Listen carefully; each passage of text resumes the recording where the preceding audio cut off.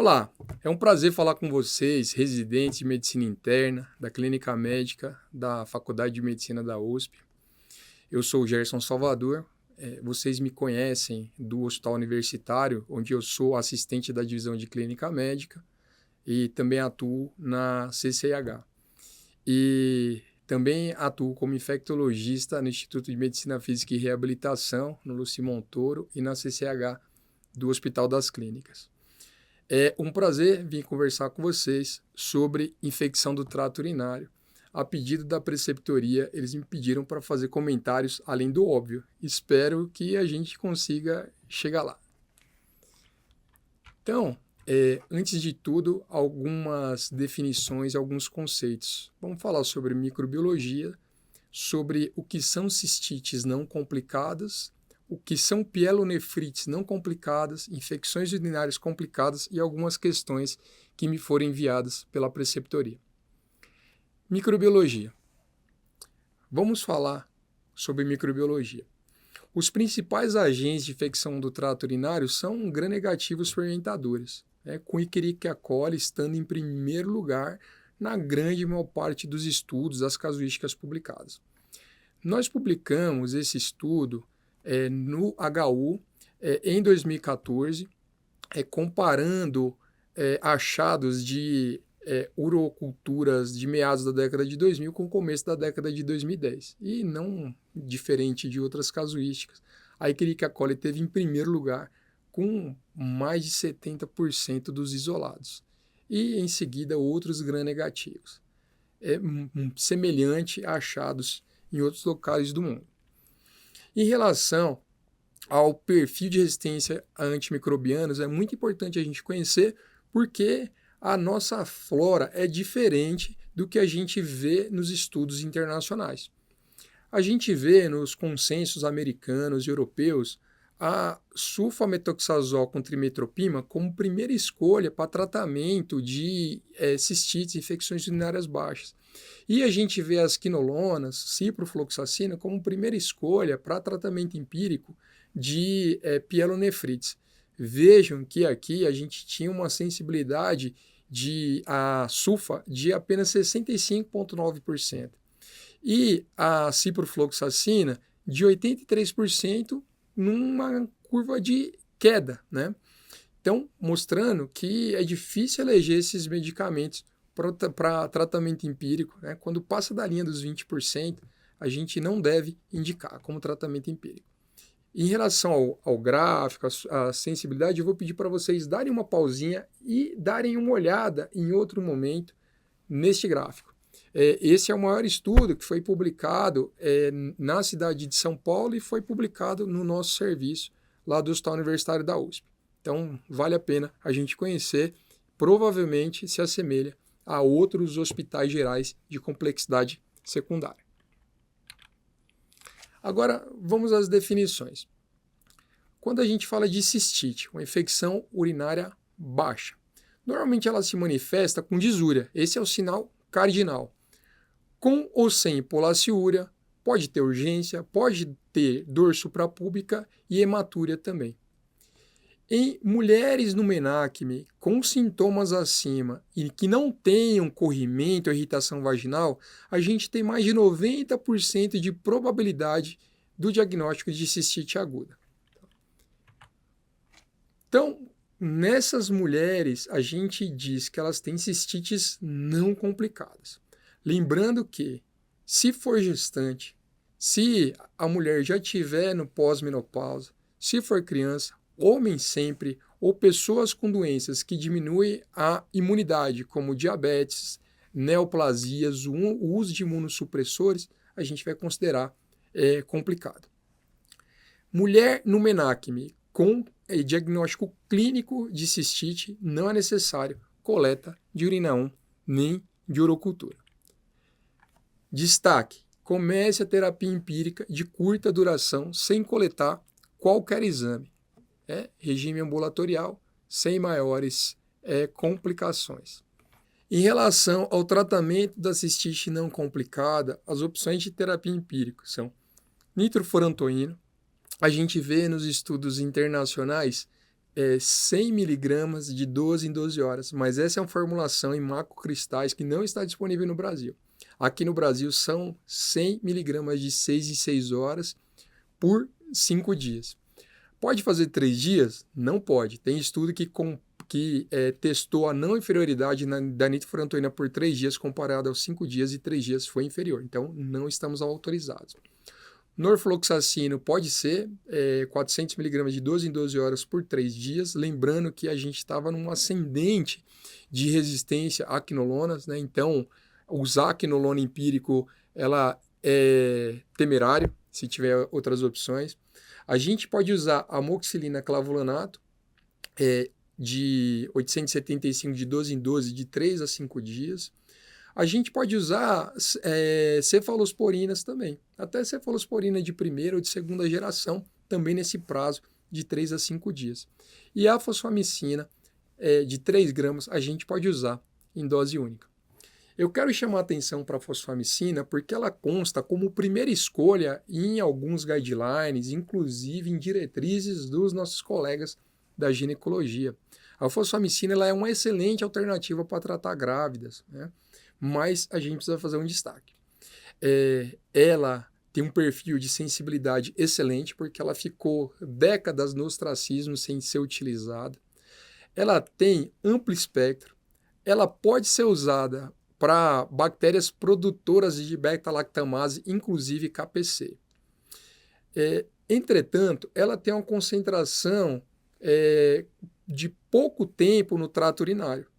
Então, tem um risco de falha mesmo em agentes sensíveis. Então, quando que a gente vai usar a fosfamicina em dose única, por isso que eles chamam de monoril? Numa paciente também sem complicações do MENAC. Se você for usar a fosfamicina para mulheres grávidas, para homens, para mulheres pós-menopausa, para pessoas com imunodepressão ou pessoas com germes multiresistentes, com SBL ou KPC, recomendo que ao invés de você fazer uma dose única, você faça 3 doses em dias alternados. Faz no primeiro dia, não faz no segundo, faz no terceiro, não faz no quarto dia, faz no quinto dia e você vai aumentar a chance de sucesso terapêutico. Essa alternativa de usar a fosfamicina indiscriminadamente, do meu ponto de vista, é temerário porque é um antibiótico ótimo, com um espectro muito bom, que dá para tratar casos mais complicados com alternativa que pode ser queimado se for usado de maneira indiscriminada. O que é uma cistite complicada? Essa infecção urinária baixa, acometendo homens, crianças, idosos, gestantes, pessoas com comorbidades e também pessoas com alterações estruturais na via urinária com antecedente de cálculos ou cirurgias. Frente a um paciente com cistite complicado, o diagnóstico também é clínico, mas está indicado colher uma urocultura e tratar por pelo menos 7 dias. A partir de 72 horas, vale a pena reavaliar, sobretudo se não tiver uma melhora clínica, para readequar a terapia antimicrobiana. Paciente com cistite complicada tem um maior risco de falha terapêutica e, nesses casos, não estamos autorizados a fazer o tratamento de curta duração. Se o seu paciente com cistite for um homem, faça uma avaliação se não há sinais de infecção sexualmente transmissível, principalmente lesão por herpes ou síndrome do corrimento ureteral. Pode ser ali uma clamídia, pode ser um gonococo, pode ser um abalanopostite por cândida. Homens com infecção urinária sempre devem ser avaliados se tem prostatismo, se tem sinais de prostatite e, em dúvida, complementar o exame, inclusive com o toque retal. Em caso de cistite em homem, tratar por pelo menos 7 dias com uma reavaliação para checar a urocultura e uma reavaliação clínica com 72 horas. O diagnóstico da cistite é clínico e da pielonefrite também. Não precisa de exame complementar para confirmar diagnóstico de pielonefrite. Normalmente se manifesta com sintoma urinário, o mais frequente é disúria, mas pode ser uma polaciúria, pode ser uma urgência miccional, pode ser uma incontinência, febre, calafrios, dor em flanco, Jordano positivo, náuseas e vômitos. A gente sempre deve colher uma urocultura, que ela não servirá para indicar o tratamento e muito menos para fazer o diagnóstico, mas para orientar o tratamento em caso de falha. Tá? Vou fazer um destaque. Se o paciente tiver sintomas urinários, tiver febre, dor em flanco e Jordano positivo, você tem mais de 94% de especificidade. Então, é um valor preditivo positivo muito alto para o diagnóstico de pielonefrite. Faça uma história caprichada, faça o exame clínico. Lembrar que no Jordano você tem que fazer uma punho e percussão delicada. Eu já vi residente, já vi interno testar Jordano com uma força desproporcional e aí a sua paciente, seu paciente pula da cadeira e você fala que ele tem Jordano positivo sem ter, tá? Uma leve pancadinha na altura da loja renal vai ser suficiente para testar Jordano. A pielonefrite, assim como a cistite, será complicada a depender do hospedeiro. Se for um paciente masculino, se for criança, se for idoso, se for uma gestante, se for uma mulher pós-menopausa, se for uma pessoa que tenha manipulação prévia da via urinária, tenha cálculo, se for uma pessoa que tem cirurgia prévia na via urinária, a gente vai considerar complicado. Vai considerar complicado também se o paciente tiver falha terapêutica ou se o paciente tiver em sepse. Tá? O paciente com a pielonefrite não complicada é um paciente para tratamento ambulatorial. Então você faz o diagnóstico, pede a urocultura e prescreve o antimicrobiano que deve ser iniciado prontamente no mesmo dia. Qual é o tempo ideal para o tratamento da pielonefrite? Lá para trás, a gente tratava todo mundo por 14 dias, porque assim vinha nos livros textos, sem maiores orientações de onde foi tirado esse prazo. A gente tem estudos de não inferioridade mostrando que 7 dias de cipro, 1 grama por dia, ou fazendo 500 de 12 em 12, ou 1 grama uma vez por dia, é igual a 14. E 5 dias de levo, 750, é igual a 10 dias de levo, 500 miligramas. Então, a gente pode encurtar, sim, o tratamento de uma pielonefrite quando ela é não complicada. Beta-lactâmico. Os consensos internacionais que estão em fase de revisão, ou o último da IDSA é de 2011, fala que os beta-lactâmicos têm um desempenho inferior baseado num único estudo de não inferioridade que comparou a amoxicilina clavulanato com ciprofloxacina. E nesse estudo, nos Estados Unidos da América, a amoxicilina clavulanato não conseguiu chegar na cipro, na análise de não inferioridade. Provavelmente, dada a nossa dinâmica microbiológica, eu tenho a impressão de que esse resultado poderia não se reproduzir aqui. Impressão, mas como isso não está testado, tá? A recomendação dos guidelines se você não der a quinolona e optar por dar o beta-lactâmico, a amoxicilina clavulanato, que seria a melhor opção, você deve fazer uma dose no pronto-socorro de ceftriaxona ou aminoglicosídeo, tá? Pode ser gentamicina, pode ser amicacina em dose única. Fez ceftriaxone, fez um aminoglicosídeo, depois da coleta da urocultura, por suposto, você pode dar alta com amoxicilina clavulanato ou você pode dar alta direto de uma avaliação ambulatorial, de uma consulta de acolhimento, numa unidade básica ou no consultório, para um caso não complicado, já começar a tratar com cipro ou com levofloxacina, baseado nos principais guidelines internacionais. Eu vou falar do tratamento da pielonefrite complicada. Então, se for homem, se for criança, se for mulher idosa, se for gestante, se tiver alguma condição de imunossupressão, incluindo diabetes, se tiver cirurgia prévia, se tiver cálculos previamente conhecidos na via urinária, você vai fazer o diagnóstico de pielonefrite complicada. Você deve começar o tratamento durante a internação. Colheu urocultura. Se o paciente tiver séptico, você vai colher hemocultura também, conduzir o protocolo de acordo com o protocolo de sepsis 3.0. Mas assim que você colheu cultura, vai começar o antimicrobiano, de preferência parenteral.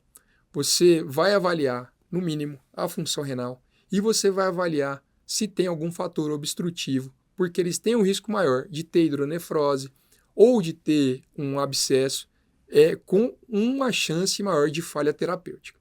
Então, se você descartou o fator obstrutivo, se o paciente não tem estabilidade, não tem disfunção orgânica, você pode passar o tratamento para um antimicrobiano via oral, cipro, levo, amoxicilina clavulanato, eventualmente uma cefalosporina de segunda geração.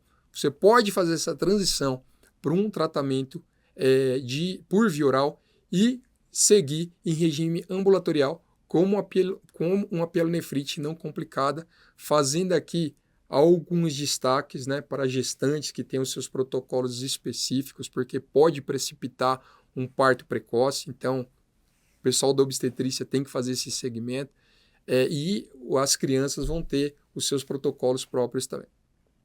Algumas questões capciosas mandadas pela preceptoria.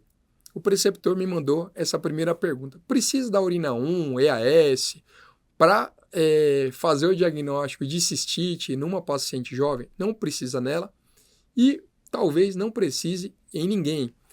A piúria, ela tem um valor preditivo positivo muito ruim, porque é muito inespecífico. Então, esse estudo foi feito com dipstick, mas tem uma correlação entre o teste de esterase leucocitária com uma leucocitura de acima de 10 mil aproximadamente, que é o valor de corte que a gente usa nos nossos laboratórios, ou 10 unidades por campo. Importante destacar que a especificidade é muito baixa. Você não precisa de ter urina 1 para fazer diagnóstico de nenhuma infecção urinária. E esse exame pode te conduzir ao erro, inclusive. Então, eu recomendo que vocês não peçam urina 1 para confirmar o diagnóstico. O valor preditivo negativo, ele não é lá grande coisa, mas ele é um pouco melhor. Então, no limite, eventualmente, um paciente que tem uma chance pré-teste baixa e você quer descartar, talvez, quem sabe, possa ter alguma utilidade. Mas, via de regra, esse exame com contagem de leucócitos que a gente usa aqui no nosso cotidiano não faz parte de nenhum guideline, né? Não faz parte de nenhum guideline internacional, essa prática que a gente tem por aqui, e eu recomendo que vocês a abandonem. Vou trazer mais uma referência sobre como a urina 1 pode atrapalhar. Esse estudo também é do HU, dos colegas da pediatria, mas ele ajuda a nos orientar, apesar da casuística ser em criança.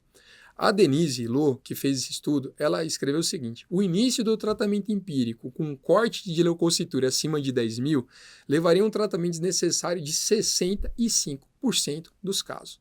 Então, meus queridos, larguem mão de pedir urina 1 para confirmar diagnóstico de infecção urinária, porque o exame não só não ajudará vocês a fazer o diagnóstico, como muitas vezes conduzirá vocês ao erro.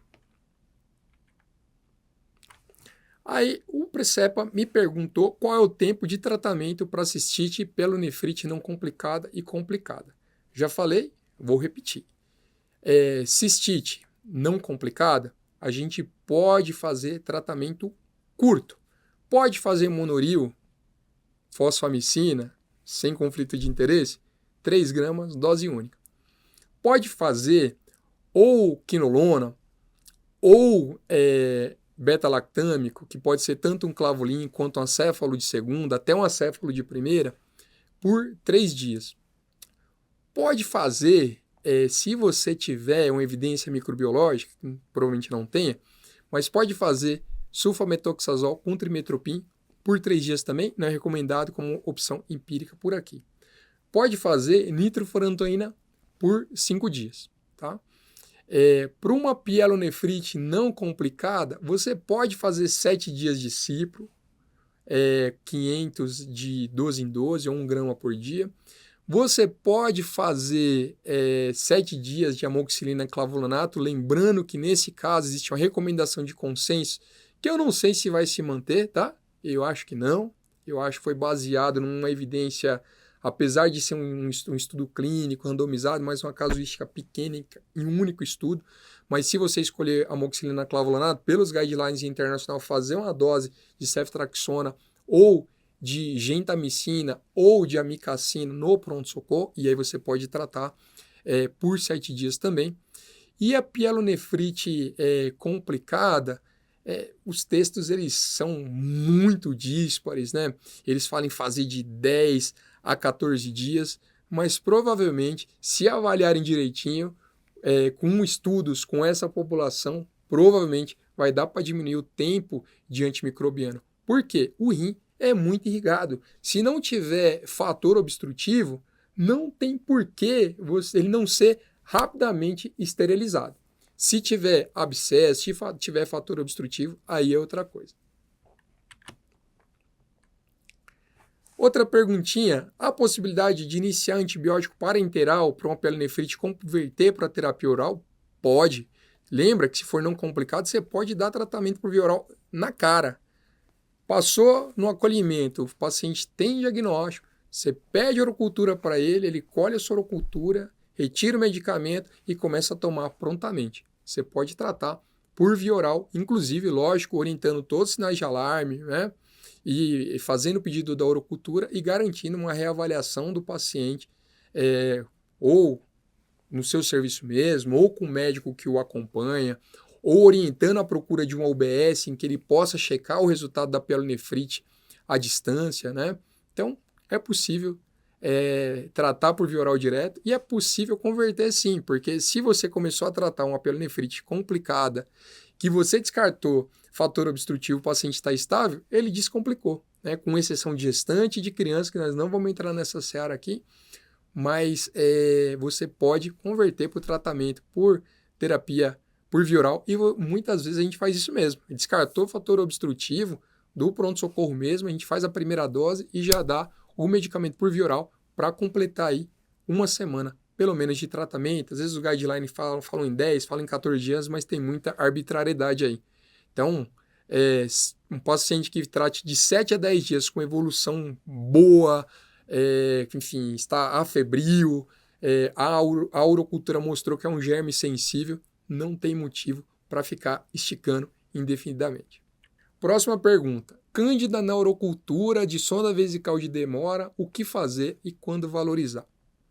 Primeira consideração que eu vou fazer é que a sonda vesical de demora, ela tem uma chance de colonização de 100%. Se você deixa um paciente com uma sonda vesical de demora por 3, 4 semanas e você colhe cultura, você vai achar bicho. E os bichos que mais vão gostar de lá estar são os que sabem fazer biofilme. E a Cândida sabe fazer biofilme? Ou se sabe, a Cândida sabe fazer biofilme. Então, se o paciente tiver uma candidúria, você tem que lembrar que é um evento comum, né? A Cândida, ela coloniza ali o períneo e ela entra pela sonda e ela acaba colonizando o trato urinário, ela faz um biofilme na sonda. Então, a colonização é comum. Mas a infecção invasiva do rim, ela é muito incomum. Então, a grande maior parte dos pacientes vão estar apenas colonizados, vai ser uma candidúria assintomática e, via de regra, como as bacteriúrias assintomáticas também, você não vai tratar. Então, candidúria assintomática, via de regra, com poucas exceções, você vai apenas ignorar. Num paciente que está internado no hospital, essa candidúria ela pode ser um marcador de colonização que pode te ajudar num diagnóstico possível de candidemia, né? Frente a um paciente neutropênico, que faça febre, instabilidade, enfim, principalmente pós-operatórios de cirurgias abdominais, pacientes com câncer hematológicos, com catéter, a gente pode usar essa candidúria num diagnóstico possível de uma candidemia num paciente grave no hospital. No ambulatório, via de regra, é apenas esquecer, não levar em consideração. Tem disúria, tem polaciúria, tem desconforto suprapúbico, dor em flanco, tem dor abdominal, tem sensibilidade no ângulo costovertebral, tem uma sensibilidade abdominal inexplicada, aí a gente começa a pensar em valorizar. Número de levedura, piúria, tem grumo, tem 1 milhão de leucócitos na urina 1, isso não distingue colonização de infecção e você não deve usar esses parâmetros para justificar o tratamento. Não deixe a urina 1, a EAS, sedimentoscopia te derrubar de novo, fazendo um diagnóstico equivocado e um tratamento equivocado também, potencialmente tóxico. Tá? Agora, se o paciente tem uma candidúria persistente, e a definição também é relativamente frouxa, mas o paciente imunodeprimido, tem candidúria persistente, paciente diabético, insulino-dependente, vale a pena fazer uma imagem radiológica de via urinária, porque pode ter até uma bola fúngica lá, pode ter um abscesso que às vezes não tem muitos sintomas sistêmicos.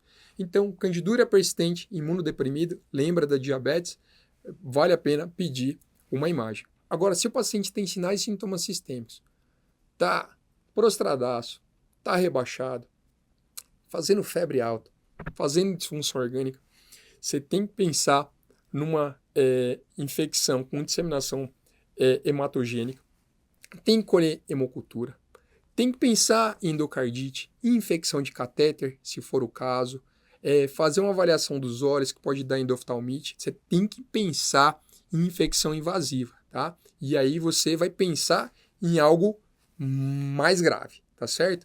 Então, via de regra, ignore.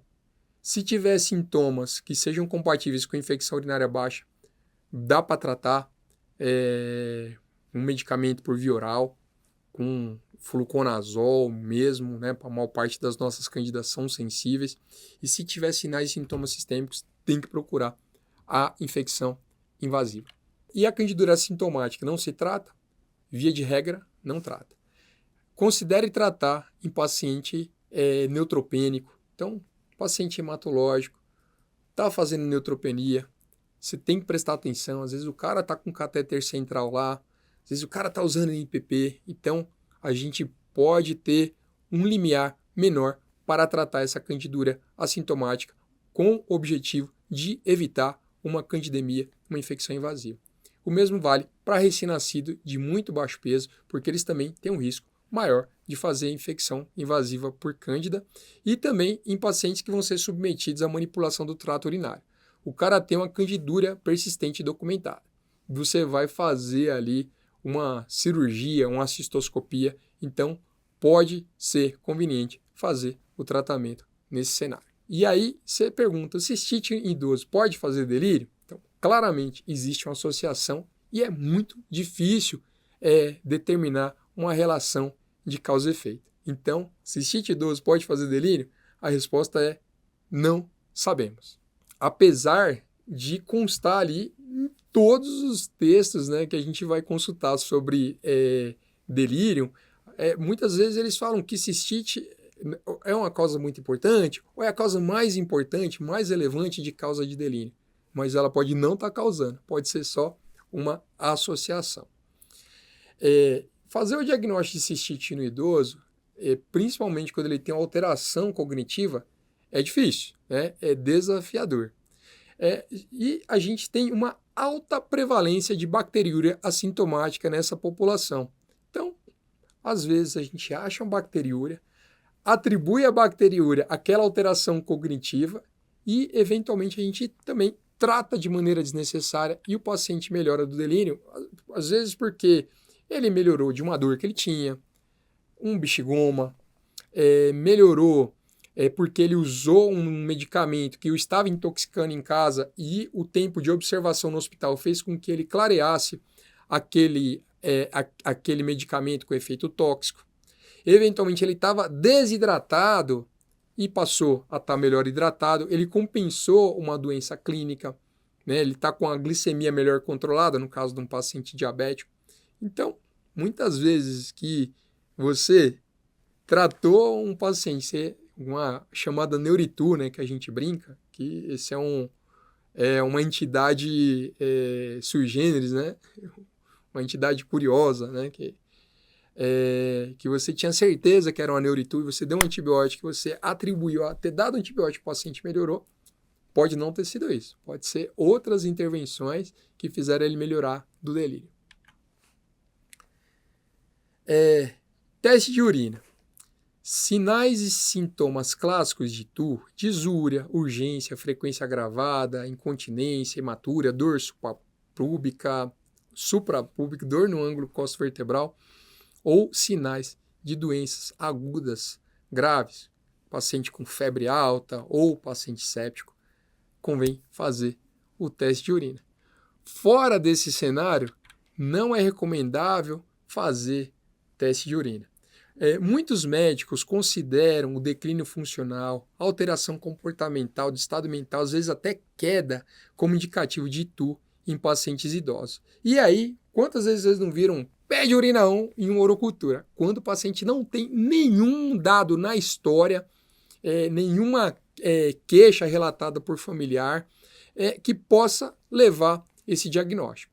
É um reflexo, ele não leva em conta a consequência dos antibióticos potencialmente desnecessários e que sim, levam, quando prescritos, principalmente de maneira indiscriminada, mas mesmo com as melhores indicações, podem levar a um tempo de aumento de internação hospitalar e complicações como alergias, como DRESS, como colite pseudomembranosa e outras encrencas. Então, a maioria dos idosos com infecção urinária também apresentará alguns sintomas localizatórios. Tá?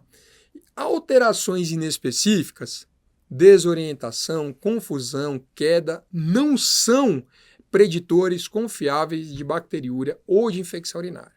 E não há evidências de que o tratamento de bacteriúria em paciente com delírio, queda ou confusão melhora o quadro, tá certo? Então, não, de novo, né? Eu já falei para não colher urina 1 algumas vezes, e não é para colher também para paciente no contexto de triagem de delírio, tá?